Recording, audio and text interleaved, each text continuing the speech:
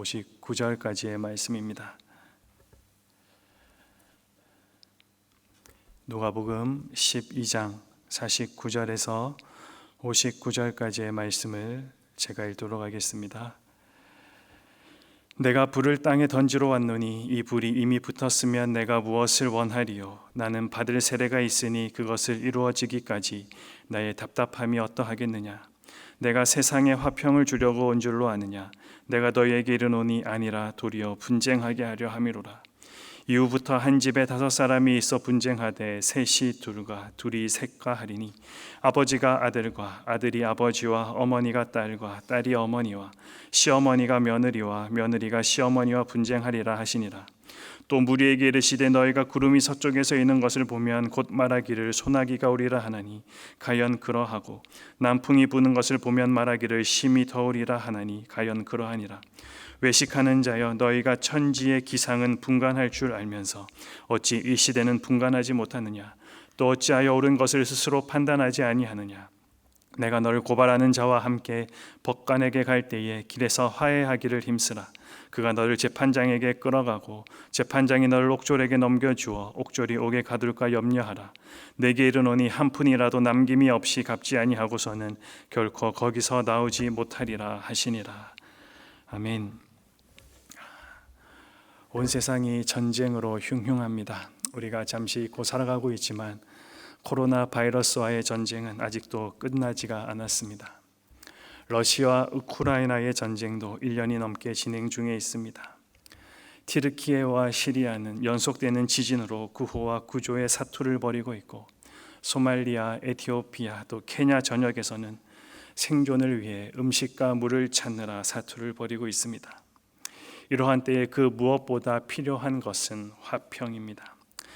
성경을 통해 발견할 수 있는 것은 우리 예수님이 평강의 왕이시라는 사실입니다. 이사야 선지자가 예수님을 평강의 왕이라고 분명히 말했습니다. 예수님은 십자가의 피로 화평을 이루셨고 그가 징계를 받음으로 우리는 평화를 누리게 되었습니다. 예수님이 탄생하셨을 때 천사들이 나타나 지극히 높은 곳에서는 하나님께 영광이요 땅에서는 하나님이 기뻐하신 사람들 중에 평화로다라고 우리들에게 메시지를 전해 주었습니다. 예수님도 화평케 하는 자는 복이 있다라는 메시지를 우리들에게 분명하게 주셨습니다. 이 모든 것을 정리하면 예수님은 평강의 왕이시고 평화를 주기 위해 오셨고 화평의 메시지를 전하셨습니다.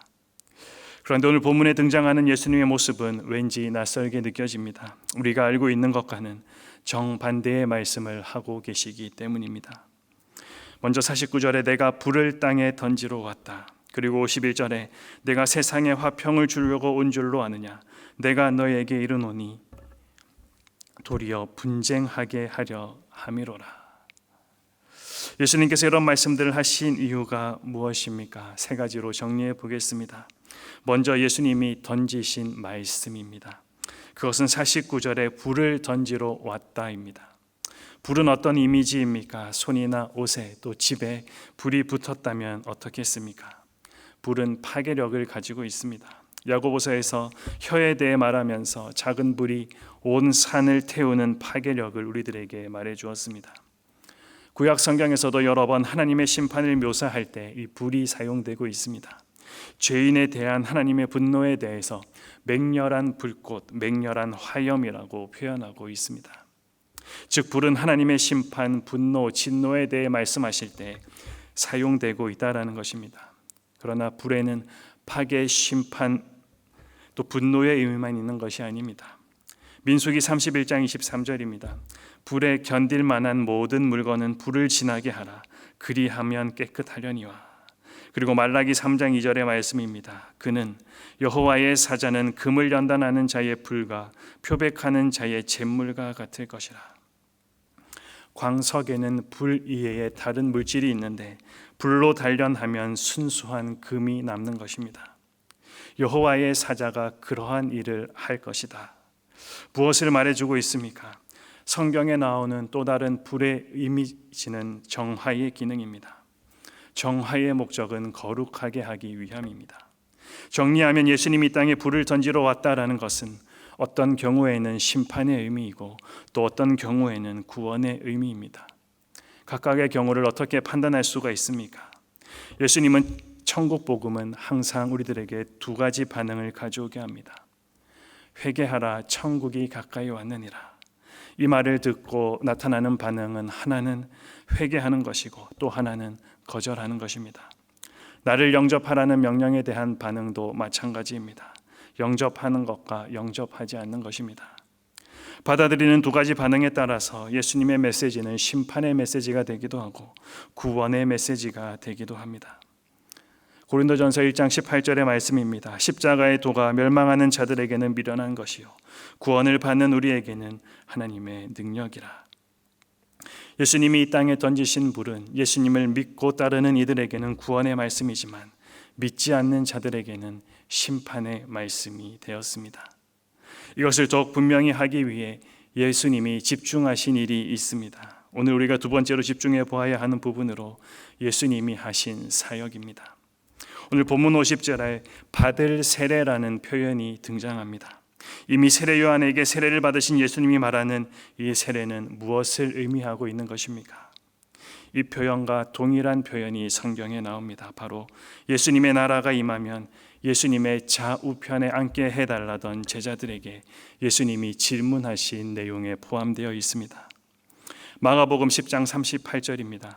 예수께서 이르시되 너희는 너희가 구하는 것을 알지 못하는도다.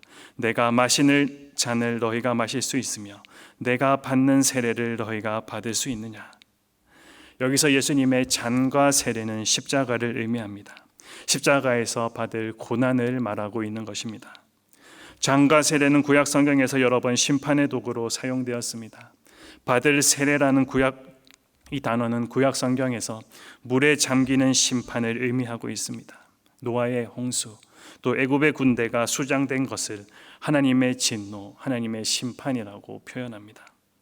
잔도 하나님의 저주의 잔, 진노의 잔으로 표현되고 있습니다.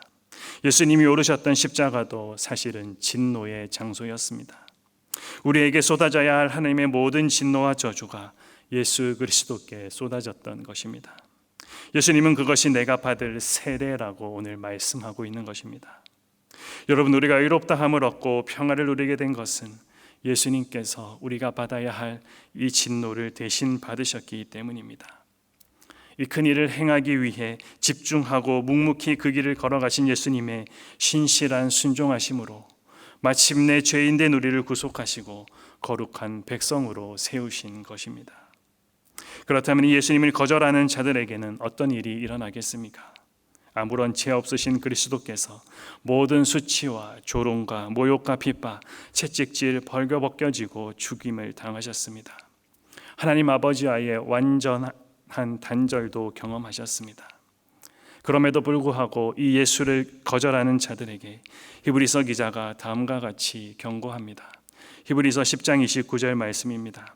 하나님의 아들을 짓밟고 자기를 거룩하게 한 언약의 피를 부정한 것으로 여기고 은혜의 성령을 욕되게 하는 자가 당연히 받을 형벌은 얼마나 더 무겁겠느냐. 너희는 생각하라. 여러분은 물로 씻으시고 또 불로 태우셔서 우리의 모든 죄악을 정화하시고 거룩한 백성으로 살아가도록 하신 그 은혜에 감사하며 살아가고 있는지 이 아침에 우리의 모습을 한번 생각해 보기를 원합니다. 마지막으로 정리해 볼 내용은 예수님이 원하는 반응에 대한 것입니다. 오늘 본문 51절과 53절에서 예수님은 화평을 주러 온 것이 아니고 분쟁하게 하러 오셨다라고 우리들에게 분명하게 말씀했습니다. 그런데 이것은 우리의 상식을 깨는 놀라운 선언이 아닐 수가 없습니다. 왜냐하면 앞서 말씀드렸듯이 그리스도의 복음이라 하면 대부분의 사람들은 가장 먼저 화해와 일치, 사랑과 평화를 떠올리기 때문입니다. 하지만 오늘 본문에는 분열과 나님이 있을 것을 분명하게 말씀합니다. 그리고 이런 분쟁이 이웃을 대상으로만 일어나는 것이 아니라 가장 가깝다고 알려진 가족 사이에서도 일어날 것임을 말씀합니다. 복음이 피로 맺어진 가족들마저도 나누고 다투게 한다라는 사실입니다. 그렇다면 복음이 이토록 무서운 분열과 싸움의 원인이 되는 것은 무엇 때문입니까? 그것은 인간과 세상 속에서 무서운 죄악의 세력이 존재하고 있기 때문입니다. 구원의 복음이 들어오니 생명을 사로잡고 있던 죄악과의 분열과의 싸움은 어쩌면 너무나도 당연한 일이 아닐 수가 없습니다. 예수님은 이 땅에 오실 때에 하나님을 떠난 인간이 하나님과 단절되고 또 이웃 그리고 땅과의 깨어진 관계들을 회복하시기 위해 오셨습니다. 그러나 그렇게 오신 주님을 알지 못하고 오히려 불순종하고 거역하는 이들이 있었습니다. 바로 자신들이 주인된 나라를 계속해서 살아가는 이들입니다. 다른 한편에서는 하나님 나라의 통치와 가치관을 따라 살아가는 이들이 있습니다. 하나님의 뜻을 따라 살아가는 이들의 가치관과 세계관이 세상과 다를 수밖에 없다 보니 이들은 충돌하게 된 것입니다. 복음 때문에 남편과 아내가, 부모와 자식이 갈등을 일으킵니다. 진짜 왕이 오셨기에 이전에 우리가 주인 삼았던 우상을 모시던 옛자와 우리는 늘 충돌하게 됩니다.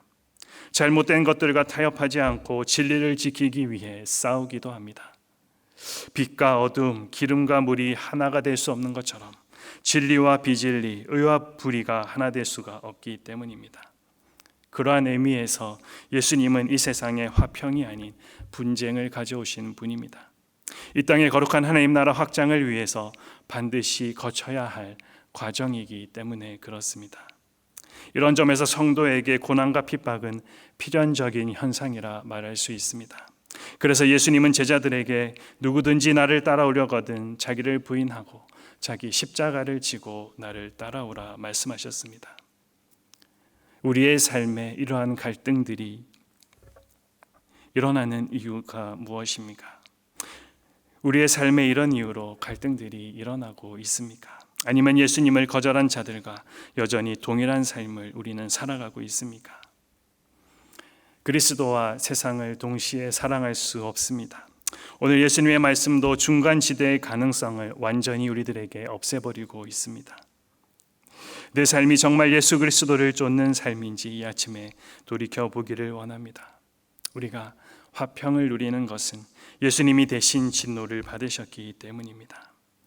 오늘도 허락해 주신 이 하루, 이 땅의 일에만 모든 관심을 집중하는 것이 아니라 예수 그리스도를 진심으로 사랑하고 따르는 제자로, 정말로 시대를 분별하는 성도로 주님처럼 안타까운 마음을 가지고 복음을 전하며 우리들에게 주어진 삶의 자리에서 하나님께 영광 돌려가는 복된 하루 살아가기를 소망합니다. 아까 우리가 불렀던